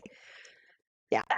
I But it's hard, think, but I will It's say true. it's It's true. terrifying. It's terrifying to reach out and ask for collaborations. It's terrifying oh to my reach God, out and like Lisa, it's so scary. let me tell you, I cannot tell you how many times I reached out to you, delete, reached out Yeah. to you, reached out to you, delete. And then finally it was like, evidently I'm going to do this. And if anyone's ever going to say no the nicest way possible, it's going to be Lisa. So Oh, I good. asked Okay. you to do my first tarot chat. And it was one of my goals in the next year is to have a very established person on my channel. And so Yeah. I thought you were the safest person who's been on tarot too for a long time to ask. And I did. And just you saying yes gave me the confidence to start reaching out to other people. Just that one Yeah. thing. So it's just really embracing courage and walking through the fear. Yes. It's still scary, y'all. Like I had Kellyanne when her book came out, I asked her and like scariest thing. I'm like, it doesn't matter. And like I've been doing this forever. It doesn't matter. I'm still scared. I still Really? get scared to pick. I'm nobody understands this about me, but I'm genuinely a very, very shy person. I love tarot. I'm very outgoing within, like if you get me in a small group, I'm very outgoing Hmm. in that small group, and you can't shut me up. And that's what tarot turned out like. That's how it started for me. So I'm very like babbly and whatever excitable on tarot tube. But like in my real life, if you put me in a room of people I don't know, like I'm the wallflower. I bring Peggy as my like social support animal to like get people talking so that I can actually have a conversation. And people don't realize that. So reaching out to people I don't know is really scary. It doesn't matter. Like it doesn't matter. It's really scary. So it is it is scary, but it really, really helps. And even just commenting on other people's videos and being active. Because if I see somebody leaving interesting comments, I might go, do you have a channel? I'm gonna go check you out, or in live streams or whatever. Yeah, Um, actually, your live streams, I've noticed that as I've come on more often, more people are starting to say hi to me, so I'm getting recognized.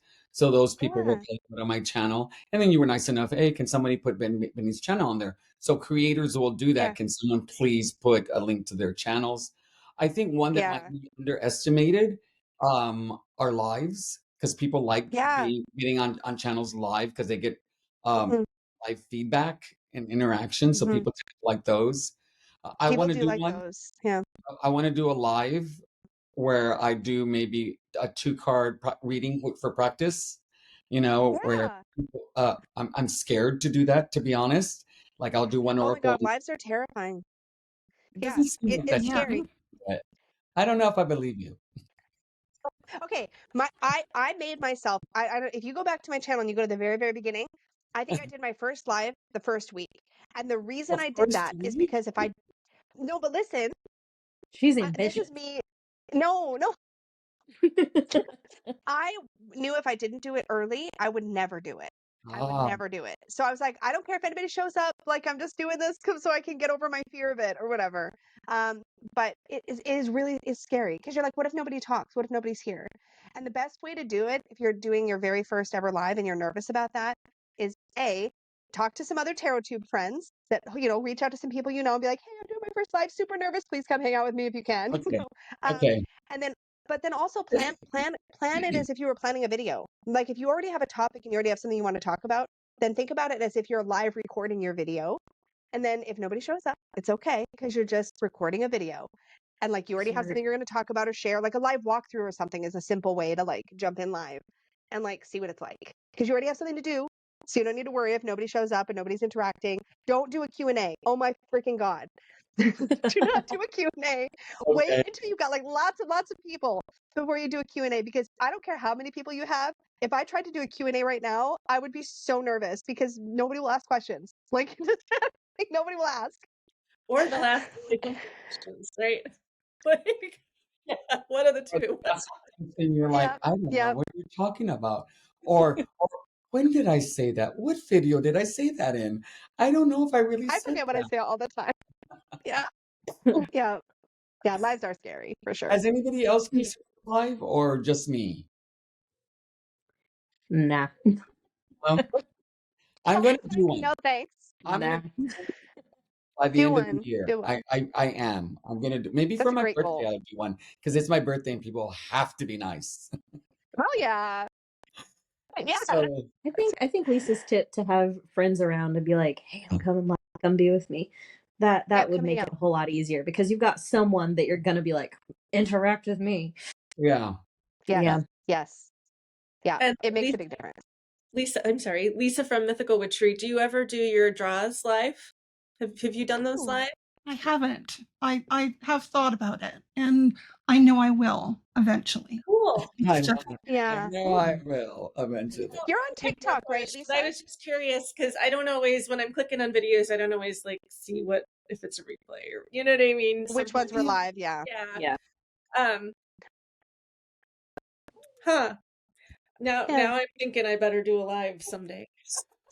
It's fun. some. I will say, like, Peggy's doing lives now on her little sewing channel, and she's loving it for and she only gets like a small group of people, but it just makes you feel like you're having a little social chit chat kind of Didn't she thing. do lives with tarot readings?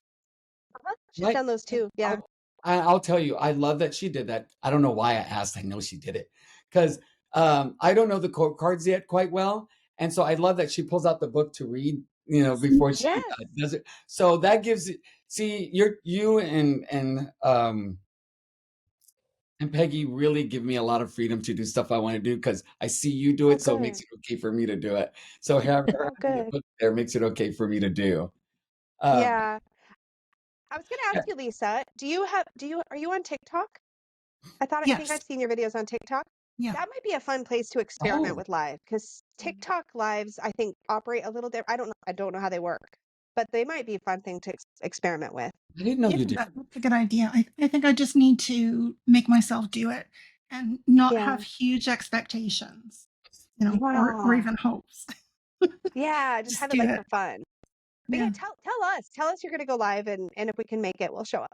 I I'm just will. speaking for the whole group now. I'm sorry. Absolutely. But it is helpful to have people there that you know are gonna show up. It really makes a difference. Yeah. Yeah, definitely. Thank you. Has anyone, any tarot tubers kind of influenced you in any kind of way? Like really inspired you, sparked an idea, made you just see things differently? Like anything significant for you? Anybody do that for any of y'all? I've seen head shakes. For me, Lisa has been Oh, massive influence for me. Dawn Michelle, I love I love Cheryl so much. If I could, you know, there's so much about her that I relate to, and that, you know, she's the kind of person that I would probably be friends with.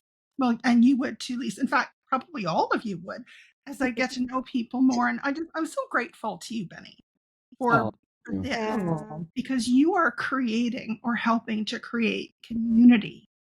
And Yes. yeah, I mean, the community is already there, but what you're doing is really special. I hope you know how special it is. Well, thank you. That's It's very very sweet to special. say. My eyes are getting Yeah. moist. I'm feeling small on the inside, but thank you. And I'm going to say that, yes, I do think, you know, we like to all be humble, but I do think that this particular thing that I'm doing will make an impact. And I'm I also think so too. hoping, what I'm hoping that this will do, other than the benefit of me getting to know some of you, making friends with some of you, and getting to talk about tarot, is I really want other people to start doing the same thing, reaching out, doing more collaborations, because I like watching people, but I really would love to see people talking to each other about tarot, you know, as well. Yes. So, like, if other people start, like, if y'all want to do this too, do a tarot chat, do it. I think it'd be great. The more of us that have conversations, I think the stronger our community will be. I do want to say that I hope I'm not hijacking here, but um, criticism of other people on other tarot tubers on tarot tubers, it blows my mind. We are such a small community. Why are we going to give each other a difficult time when we get enough of it from everybody outside of our community? Instead Yeah. of posting negative comments, instead of posting strong opinions, it's okay to have an opinion and disagree of an idea, but to kind of target someone or make a comment about their practice or them or their channel, it is so Yeah. unnecessary. You know, what I it does, agree. it excludes people, it makes people want to leave. And really, if we look at the numbers, we're a small community.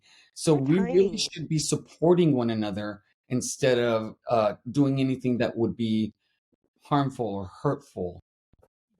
And I'm Yeah. always Agree. open to comments, right? Like I'm always like I'll click the description, I'll be watching the video, and then I'll click the comments just because I'm curious what other people have to say. And I tell you what, if there's some mansplaining there, even if it's a woman and they're mansplaining, right?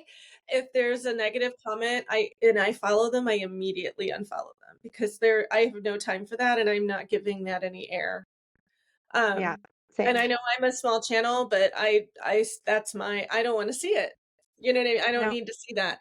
Um, yeah, I think we it's don't need important to have negativity. strong boundaries, Mhm. like on YouTube. If you're going to create content too, I don't think we talk about enough how not only like important but necessary it is to have strong boundaries about your space.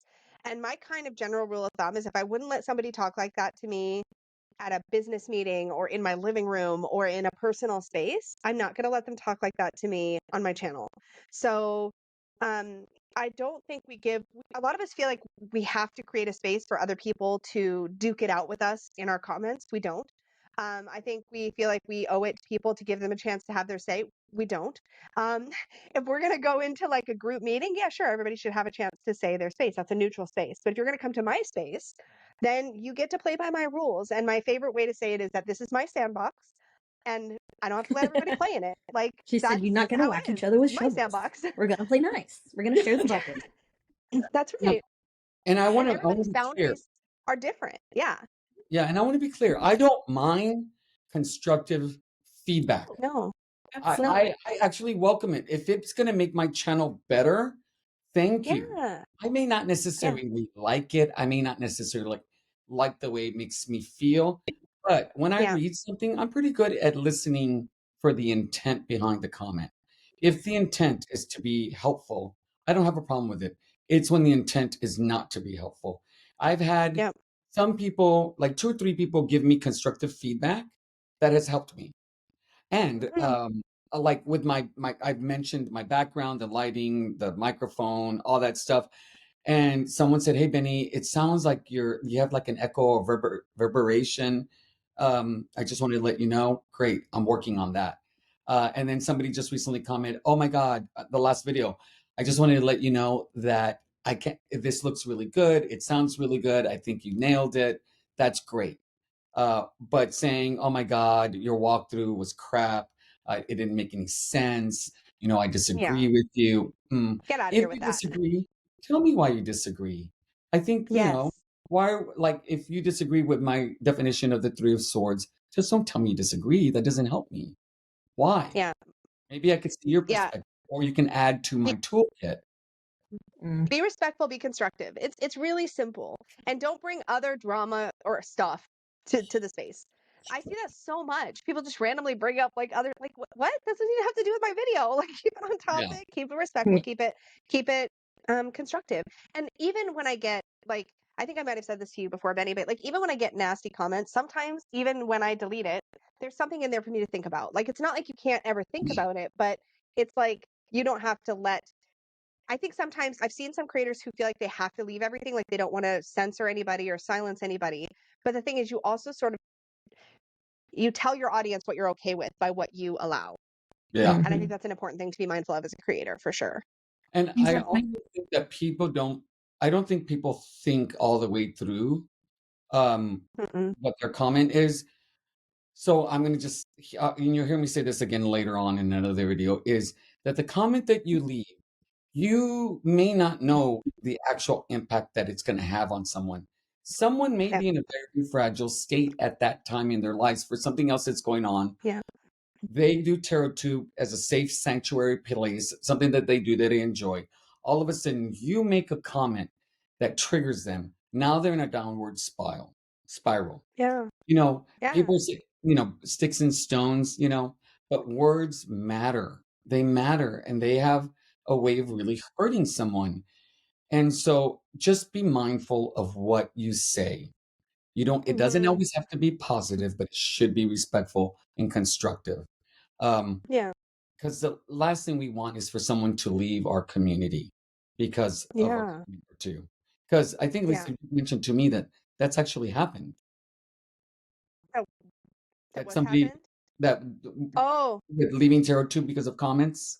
we've definitely had people who have left Tarot Tube because of um yeah, whether it be gatekeeping kind of stuff or whether it be like just negative, like c- criticism in a way that's not constructive. Um, and this is something I think as a community, just in general, we need to be more mindful of too, is like the conversations that we have um, can have a much broader impact generally too. Like if we're always like, if the community trend is to talk about, uh, what's one that came up? Okay, talking about the two sides of Tarot Tube and how there's like this big group of readers and whatever. It can be very easy to sound judgy of a group that you're not in, and sometimes that can have broader implications because, like, look at you, Lisa. You're doing readings and other types of content together. And if people are mindless about how they say that, oh, like that's just silly. I don't know why anybody does readings on Tarot Tube. That's going to make you feel things, and it's going to make you feel excluded. And I think that's something we need to be aware of too, is just how if we make broad sweeping statements about what is and isn't valid on with tarot or being on tarot tube or whatever, we can make people feel like they don't belong. And Yeah. that has wide reaching implications that can really affect people and make them feel like they don't have a voice. And I don't think that's helpful or good. Okay. So yeah. Off my soapbox. Yeah, mine too. Hurt people hurt people. So that's Yeah. Okay. I don't know if anybody's gonna have to leave soon. We're approaching an hour and 48 minutes. So if anybody needs to leave soon, just let me know. I know, Lisa, Yeah, I'll you have probably have something to coming wrap up within. within. Yeah, I said I'll probably have to wrap soon-ish Okay. because I Maybe have one or a two live more stream in an hour. questions, but okay. Uh, let's see. Uh, Anybody have something that they really want to talk about real quick with the group? Or I can come up with one of the questions that came up.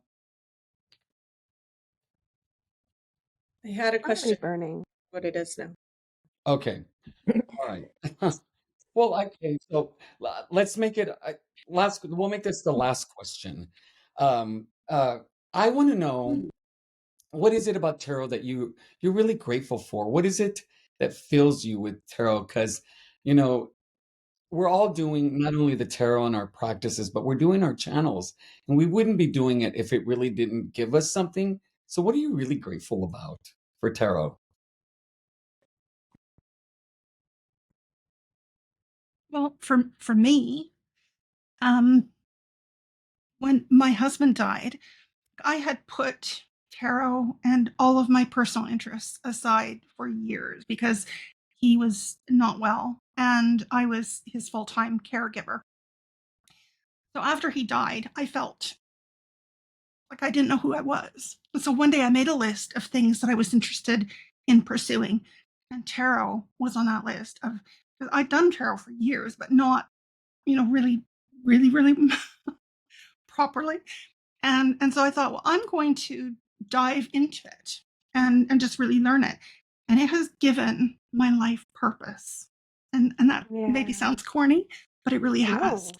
So I'm really grateful for it because it has opened up a world for me and given me something to do, something that matters and something that feels good and something that's helped me find confidence as well. Oh my God, that's amazing. That's Love it. beautiful.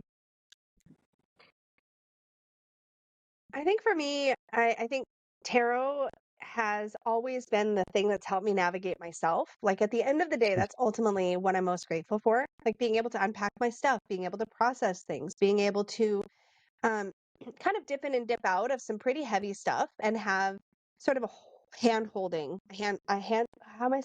Tarot holds my hand. That's what I'm trying to say while I'm doing that kind of work. And sometimes it's really challenging stuff. Sometimes it's like looking at your the things you're most self-conscious about or the things you don't like about yourself. And like that's been my experience with it is it helps me really get into those places, but also helps me to affirm and find confidence. And like it's not something that I need to move through my life, if that makes sense, but it's something that adds so much to it that like gosh, it's just been a really potent tool for personal growth for me at the end of the day. That's like the main thing. Awesome. Awesome. Yeah. To piggyback off of that, tarot has allowed me to be my authentic self in a way that other things haven't allowed me to be. I was diagnosed with ADHD very late in life and didn't realize how much I was chameleoning or masking all the time, right? Becoming other people to fit into that other people, right? Tarot will strip me bare, right? And it's me on the table there. But it also is supportive in finding me and really reaffirming myself as my own person beyond that neurodivergency thing that's there, right? So and I'm really grateful for it because it also has really helped me through some challenges. Like Lisa was saying, it's almost like a best friend that you sometimes sometimes it calls you out. Last night it called me out in a big way. Um but it allows me to really do that self-reflective part, but it also now has offered a new opportunities for me as I transition in careers as well. I'm a helper. I've always loved helping people. I think tarot is a beautiful way to help people and be of service in a different kind of way. And so that's what tarot means to me. It means a lot to me in that way. Yeah, there's a whole lot of value I think I get just like everyone else here, it really does do something for the soul when you have somewhere to go to dive into things and to really examine things and not feel judged, right? And to feel heard and have the ability to go into those things and help yourself grow as a person. But not only that too, it's just like with these chats, it's given a whole community of people that I can interact with that are into the same thing that I am, and the people from all across the world. And it's crazy that this one thing can bring us all together and we can nerd out about the same thing. And it's just fun because you guys get it. And there are people in my life, like I was talking about earlier, that I love dearly, but they don't understand the appeal of using a deck of cards. They're like, "What? It's paper." But you guys are like, "Oh my gosh, it's on linen. This is the most challenging deck, and it has such a big attitude." I'm like, "Yes, people who get it." It's on black core. Exactly. The riffle. Oh my God, that is so funny. My heart. So happy. Yeah. So, you know, until tarot came, I've always had a goal to accomplish, and then I accomplished all my goals, and then I didn't have a new goal, and then tarot showed up with Katie Flowers, and it sparked an interest I hadn't felt Sir. in a long time, and the Yes. excitement and enthusiasm. And let me tell you, I will talk about a deck and get all jazzed and excited just like you did, and the people around me are looking at me blank face, blinking their eyes, and then and then I'm like that person that doesn't know how to take social cues even though I'm really good at it, and then finally I notice like 10 minutes later, oh, they're bored to tears, and then I just change the subject. Yeah.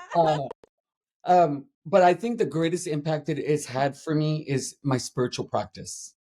I Yeah. have a really good sound spiritual practice, and it was just kind of going well for me. It worked, and I incorporated tarot, and I have found a deeper, richer connection through the tarot with Yes. my spiritual self. And it's a guide. It's turned into this guide I didn't expect would come in my life. Mm-hmm. It's like a friend that I don't have anywhere else. Mm. And so I really have gotten to appreciate tarot. Like I have all these decks and I love them all. You know, I don't use them all, but I love them all. Yeah. But Yeah. and then on top of that, it's just the channel. It allows me to tap into a creative side in an analytical, oh my God, analytical critical thinking side that I don't do a lot, Yeah. which is really Yeah. cool. And then I get to meet a whole bunch of people now. And so, you know, I'm really, really, I love the tarot. I really, really do. Nobody else gets it, but that's okay. My brother walks in. Yeah. I talked about it in my last video. He's like, another deck? And I'm like, yes, another deck. Like I And needed there's it. gonna be a Okay. couple more next time, okay? Yeah. Settle down. Prepare Every box yourself. that shows up at our house, I'm like, don't Don't look at it. It's fine. It's fine. Mine all get delivered to work, and my Fine. boss is like, "More?" I'm like, "Yeah, more. Always more." All right, ladies. Well, thank you so much for coming on today. This was so much fun. I really enjoyed it. Yeah, thanks for Thanks for having having us. us. This was cool. It was. All right. Yeah. Lisa P, Jennifer, Lisa R, Allie, thank you. I will be linking all their channels below so that way you can check them out and subscribe. And until next time, everybody have a wonderful day. Bye, guys.